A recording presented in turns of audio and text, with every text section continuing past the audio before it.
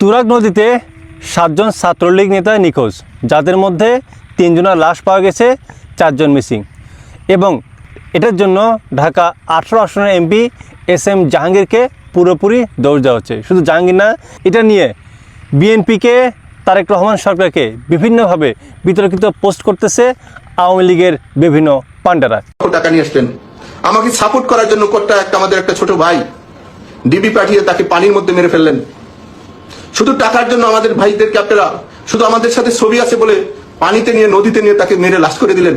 এবং তার বিভিন্নভাবে এটা বোঝাচ্ছে যে SM জাহাঙ্গীরের নেতৃত্বে যখন ছাত্রলীগ নেতারা মিছিল করতেছিল, তারা নৃশংসভাবে হামলা করে এবং তাদেরকে হত্যা করে। কিন্তু এটা সত্যটা কতটুকু? সত্যটা হচ্ছে যে আপনারা সকলেই জানেন যে গত 23শে জুন আওয়ামী লীগের 77তম জন্মবার্ষিকী ছিল। এটা নিয়ে শুধু সরকার নয়, সারা বাংলাদেশের বিভিন্ন সাধারণ মানুষসহ বিরোধী দলসহ সবাই একটা সতর্কতা অবলম্বন করেছিল এবং তারা ওত পেতেছিল যে যদি নিষিদ্ধ ঘোষিত কোনো আওয়ামী লীগ বা ছাত্রলীগ কোনো আন্দোলন বা কোনো মিছিল মিটিং করার চেষ্টা করে, তাদেরকে কঠোর হাতে দমন করা হবে। আপনারা জানেন যে পুলিশ, সেনাবাহিনী এবং সাথে বিরোধী দলগুলো কীভাবে তারা প্রস্তুতি গ্রহণ করেছিল যে আওয়ামী লীগকে পেটানোর জন্য। সেই হিসাবে তুরাগ থানা থেকে আশুলিয়া পর্যন্ত একটা মিছিল হওয়ার কথা। যে মিছিলটার খবর তুরাগ থানা পুলিশ অনেক আগে থেকেই জানতো। তুরাগ থানা থেকে আশুলিয়া পর্যন্ত ট্রলার যোগে একটা মিছিল হওয়ার প্রস্তুতি নিচ্ছিল এই আওয়ামী লীগের অর্থাৎ ছাত্রলীগের কিছু লোকেরা, যেটার খবর পুলিশ আগাম পেয়েছিল এবং তারা সেভাবে প্রস্তুতি নিয়েছিল। এবং যখনই এই মিছিলটা শুরু হয়, ঠিক তৎক্ষণাৎ পুলিশ এবং স্থানীয় জনতা ধাওয়া করে। এখানে স্থানীয় জনতা বলতে আপনি যে শুধু বিএনপিকে যদি দোষ দেন এটা তো হবে না। আপনার স্থানীয় জনতার সাথে সাধারণ মানুষও থাকতে পারে, এনসিপি পোলাপান থাকতে পারে, জামাত শিবিরের লোকজন তো থাকতে পারে, তাই না? তো যখন তারা ধাওয়া দেয় তখনই তারা বিভিন্নজন বিভিন্ন দিকে ছড়িয়ে ছিটিয়ে পড়ে। যখন তারা পুলিশ এবং স্থানীয় মানুষের হাত থেকে বাঁচার জন্য ট্রলার যোগে পালাতে চেষ্টা করে, ঠিক তখনই তাদের মধ্যে কেউ কেউ তুরাগ নদীতে ঝাঁপ দেয়, যাদের মধ্যে কেউ কেউ সাঁতার জানতো না। যারা সাঁতার জানতো না তারা মিসিং, অর্থাৎ তারা মারা গেছে, যাদের মধ্যে 3 জনের লাশ পুলিশ খুঁজে পেয়েছে। এবং যেহেতু তারা বলছে 7 জন মিসিং, তার মানে 4 জনের লাশ এখন পর্যন্ত খুঁজে পাওয়া যায়নি। এটাই হচ্ছে আসল ঘটনা।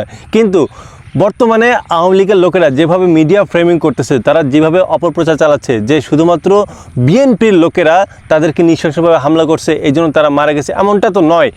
বাস্তবতা হচ্ছে যে গত 17 বছরে বিএনপির লোকেরা বা জামাত শিবিরা যখন আন্দোলন করেছে, তখন আওয়ামী লীগের অর্থাৎ আপনারা কিভাবে তাদের সাথে ব্যবহার করেছেন এটা কিন্তু আমরা সকলে কিন্তু জানি।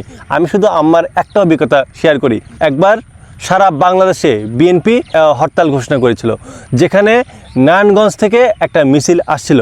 ঠিক তখনই নারায়ণগঞ্জে আজমেরি ওসমান বা অয়ন ওসমান তাদেরই একটা গ্রুপ ওই বিএনপির লোকের উপর হামলা করে এবং একজনকে এমনভাবে পিটিয়েছে, এমনভাবে মারছে যে এই যে তার যে পায়ে যে এই জায়গাটা হাতুড়ে দিয়ে এমনভাবে পিটিয়েছে যে এটা দিয়ে একদম মানে ফেটে গেছে, এটা দিয়ে রক্ত পড়তেছে, হাঁটতে পারতেছে না, কুড়িয়ে হাঁটতেছে। ও একজনের পা ধরে বলছে ভাই আমাকে পানি দাও, ভাই আমাকে পানি দাও। ওখানে পুলিশ আছে, তারপরেও ওকে পানি দিচ্ছিল না। আমার চোখ দিয়ে প্রায় পানি বের হওয়ার মতো অবস্থা। ভাই কী চলতেছিল তখন! কত মানুষকে গুম খুন ক্রসফায়ার করা হয়েছে শুধুমাত্র বিএনপি বা বিরোধী দল করার কারণে। কত মানুষকে বাসা থেকে তুলে নেওয়া হয়েছে, তারা বাসায় থাকতে পারেনি। কত নারীকে ধর্ষণ করা হয়েছে, কত বাড়ি পুড়িয়ে দেওয়া হয়েছে। এগুলো তো আমরা ভুলিনি, তাই না? তাই বলে আমি বলছি না যে বিএনপি বা অন্যান্য বিরোধী দলের লোকেরা আপনারা আওয়ামী লীগের ওপর এইভাবে হামলা চালিয়ে দেন এবং তাদের উপর এইভাবে নৃশংস আচরণ করেন। কিন্তু আপনারা যেভাবে গত 17টা বছর এদেশে বিরোধী দলের মানুষের উপর যে পরিমাণ নির্যাতন চালিয়েছেন, সেই হিসেবে তারা কিছুই করছে না। তো আপনাদের একটা বিষয় মনে রাখা উচিত যে আপনারা যেমন কাজ করছেন ফল কিন্তু পাচ্ছেন, বা বর্তমানে যারা এরকম অমানসিক বা অমানবিক কাজগুলো করবে তাদেরও প্রতিফল তারা পাবে। তো আমি কখনোই চাই না যে বিরোধী দলকে এইভাবে নৃশংসভাবে কোনো হত্যাকাণ্ডের শিকার হোক।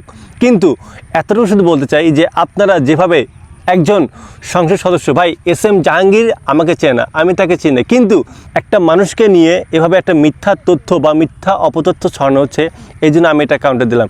এটা যদি বিএনপির লোকেরা যদি করতো বা বিএনপি বা কোনো সন্ত্রাসী কর্মকাণ্ড করতো, আমি এই বিষয়টা তারপরও আমি তুলে ধরতাম, যেহেতু এটা নিয়ে খুব মিডিয়া জুড়ে খুব হাউকা হচ্ছে এবং একদিক দিয়ে শুধুমাত্র একজন এমপির ওপর দোষ দেওয়া হচ্ছে বা বিএনপির ওপর দোষ দেওয়া হচ্ছে, তারেক রহমান বা সরকারকে দোষ দেওয়া হচ্ছে।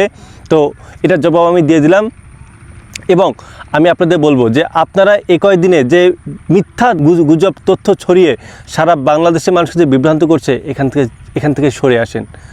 যদি সত্যিকার অর্থে দেশের রাজনীতি করতে চান তাহলে দেশের মানসিকতা ভাবেন, দেশের মানুষের পালস বোঝার চেষ্টা করেন, তারা যেটা চায় সেদিকে নিজেদের ধাবিত করার চেষ্টা করেন।